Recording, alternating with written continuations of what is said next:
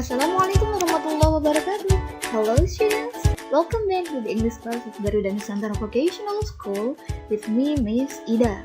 Today's lesson, we are going to talk about passive voice atau kalimat pasif, still on chapter 4. And what is the difference between active voice and passive voice? Apa sih bedanya kalimat aktif dan kalimat pasif itu? Silakan disimak. Here, ini adalah Niagara Falls yang sudah kalian pelajari pada minggu kemarin ya, dalam materi descriptive text. Pada descriptive text yang kemarin sudah dijelaskan Niagara Falls itu tempat wisata yang seperti apa ya, dan di sana ada apa aja. Nah, dalam kalimat-kalimat penjelasan teks deskriptif tersebut ada jenis kalimatnya yang aktif, ada juga yang pasif.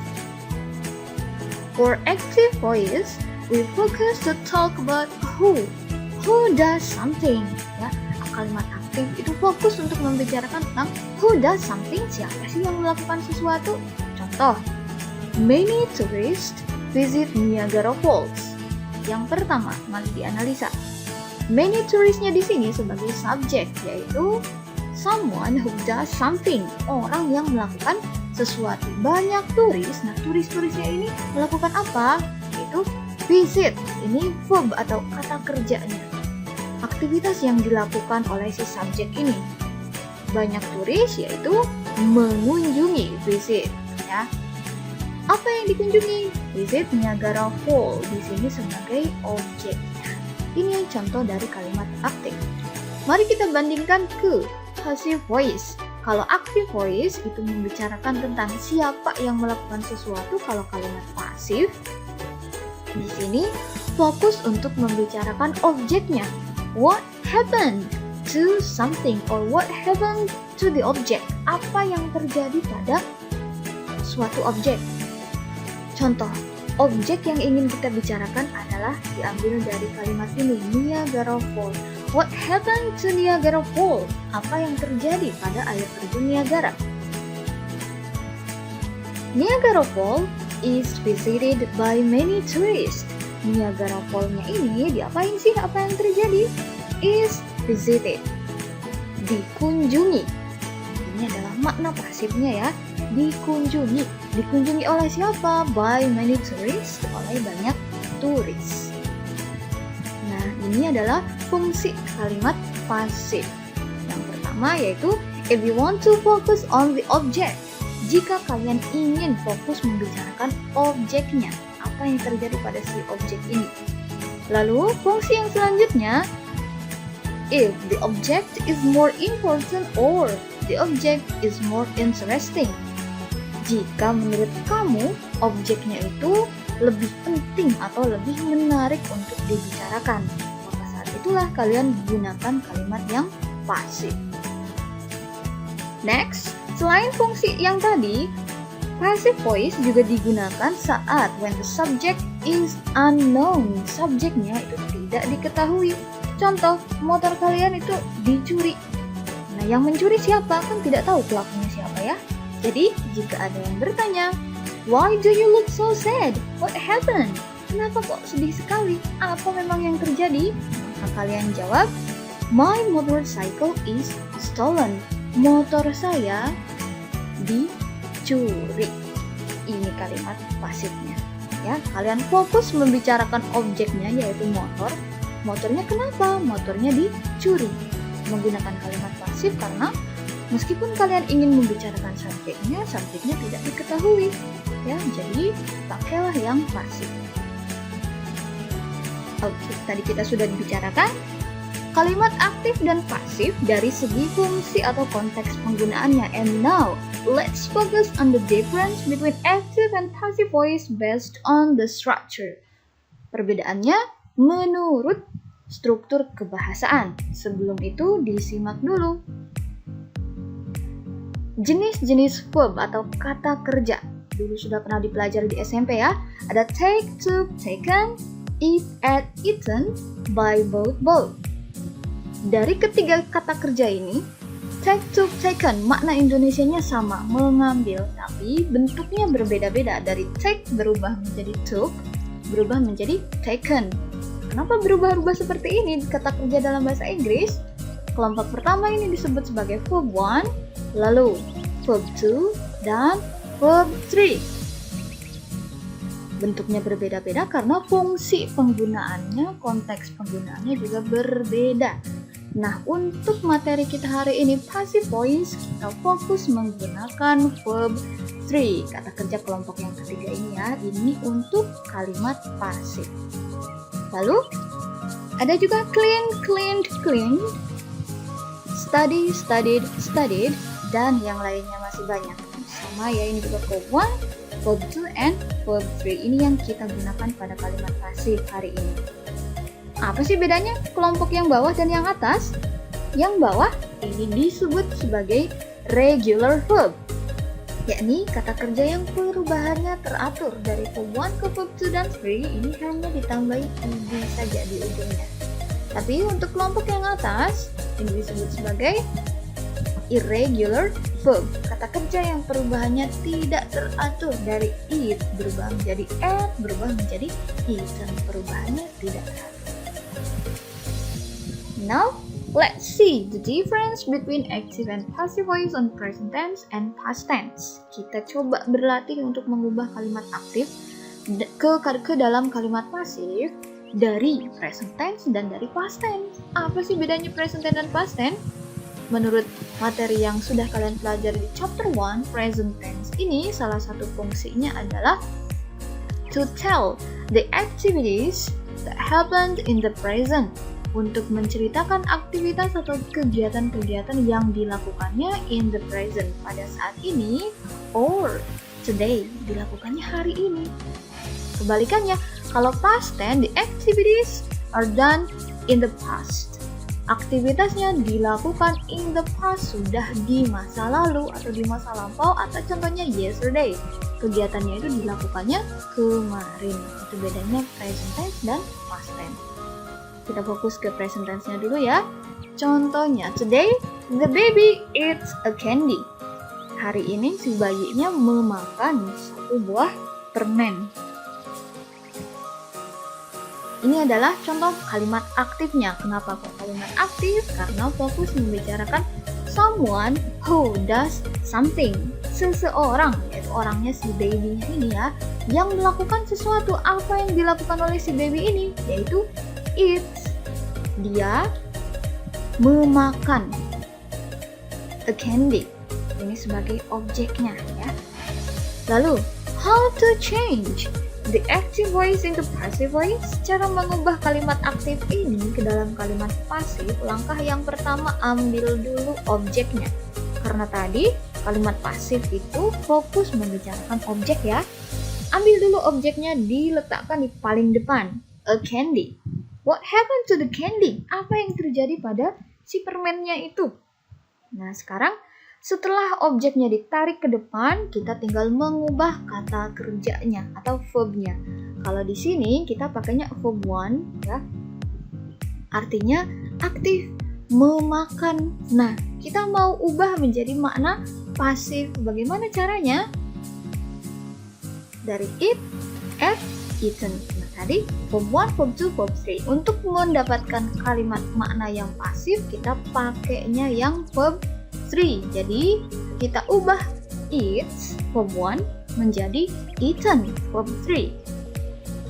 Tapi sebelum kita taruh verb 3-nya, kita sisipkan dulu be, is, atau are.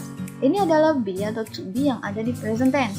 Is ini digunakan jika jumlah objeknya singular atau tunggal, hanya satu objeknya, dan are digunakan jika jumlah objeknya ini plural atau jamak lebih dari satu. Sedangkan di sini objek kita a candy, satu buah permen, karena objeknya tunggal, jadi kita pakai be-nya yang is. Oke, is-nya sudah ditaruh, tinggal ubah verb 1 menjadi verb 3, is eaten.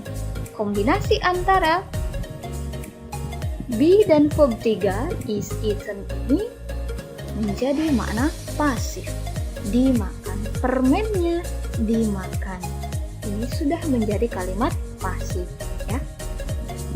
Lalu sekarang lihat contoh untuk yang past tense-nya. Yesterday, the baby ate an ice cream. Kemarin si bayinya ini sudah memakan satu buah es krim. Di sini kata kerjanya baby sebagai subjeknya ya. Terus apa yang dilakukan si baby? Ate, dia memakan. Dari kalimat pertama sama kedua ini kegiatannya sama-sama memakan. Cuma di kalimat pertama ini menggunakan verb one. Kenapa kok verb one? Karena kegiatannya dilakukan today, hari ini.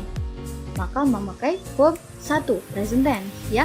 Lalu untuk kalimat kedua ini kita menggunakan verb to. Yang ini ya, menggunakan verb to. Kenapa kok pakai verb to padahal maknanya sama-sama memakan? Karena aktivitas makan es krimnya ini sudah dilakukannya yesterday, kemarin, in the past ya, pada masa lalu. Itu bedanya. Lalu an ice cream sebagai objek. Nah sama, langkah pertama untuk mengubahnya jadi kalimat pasif, tarik dulu si objek, ditaruh di paling depan. An ice cream. What happened to the ice cream? Apa yang terjadi pada si es krimnya ini? Baru kita ubah verbnya dari verb 2 ke verb 3. Tapi kita sisipkan dulu be-nya. Nah kalau past tense punya be-nya ada was, ada were. Was ini jika jumlah objeknya satu atau singular, dan were digunakan jika jumlah objeknya plural atau jamak sudah lebih dari satu. Sedangkan objek kita di sini an ice cream, satu buah es krim, maka kita pakainya yang was. Setelah was, taruh verb 3-nya, was eaten. Kombinasi antara be dan verb 3 maknanya pasif. Es krimnya dimakan. Nah, sampai sini saja sudah bisa, titik. Ini sudah disebut kalimat pasif. Tapi kalau mau dilengkapi, permennya dimakan, es krimnya dimakan oleh siapa? Tinggal ditarik aja. Nah, by the baby, dimakan oleh si bayi. Ini sebagai agentnya, pelakunya, ditaruh di paling belakang. Itu contohnya ya. Lalu, contoh selanjutnya, kita masih menggunakan kata kerja ini, memakan. Tapi pada contoh kedua ini, kita fokus pada jumlah objeknya yang lebih dari satu. The girl eats 2 candies. Si gadis cantiknya ini memakan 2 buah permen. Permennya ada 2 ya. Nah, karena objeknya ada 2, atau plural sudah lebih dari satu, maka nanti kita pakai be-nya bukan yang is, tapi pakainya yang are. Nah, dari langkah pertama dulu, tadi ambil dulu objeknya ditaruh di paling depan. 2 candies. Lalu ubah verb one-nya dari eats, kita pakai yang eaten. Tapi sebelum itu, tarik dulu be-nya, kita pakai yang are, karena jumlah objeknya sudah 2, ada 2. Jadi di sini kita pakai yang are. 2 candies are eaten. Nah, kombinasi antara be are serta eaten ini sudah jadi pasif. 2 permennya itu dimakan. Lalu untuk yang past tense-nya sama. The girl ate 2 ice creams. Nah, jumlah objeknya sudah ada 2 es krim. Berarti nanti bukan pakai was, be-nya, tapi kita pakai yang were, karena jumlah objeknya sudah ada 2. Langkah pertama, ambil dulu objeknya, ditarik ke paling depan. 2 ice creams. 2 es krimnya diapain? Apa yang terjadi pada 2 es krim ini? Kita ubah verb 2 menjadi verb 3, eaten. Tapi sebelum eaten, agar maknanya menjadi pasif, kita butuh be terlebih dahulu. Be-nya kita pakai yang were. Nah, jadi 2 ice cream were eaten. 2 es krimnya telah dimakan. Dimakan oleh siapa? Kalau mau dilengkapi silahkan Pelakunya ditaruh di paling belakang sebagai agent. Dimakan by the girl, oleh si gadis kecil. Ini contoh yang kedua, yang objeknya lebih dari satu. Pakainya are eaten dan were eaten. Jadi, diingat-ingat ya, be dari present, ada is dan are. Be dari past tense, ada was dan were. Nah, yang menentukan penggunaan mana sih be yang kita pakai itu dari the number of object, jumlah objek yang kita bicarakan. Kalau objeknya satu atau singular, maka kita pakai yang is atau was. Kalau jumlah objeknya lebih dari satu, maka kita gunakannya yang are atau were. Nah, satu es krim dimakan oleh satu orang, dan di sini kan satu es krim dimakan oleh 2 orang. Jumlah orang yang memakan es krim tersebut itu tidak berpengaruh pada be yang kita gunakan, karena yang diperhatikan adalah jumlah objek, bukan subjek. Itu catatannya.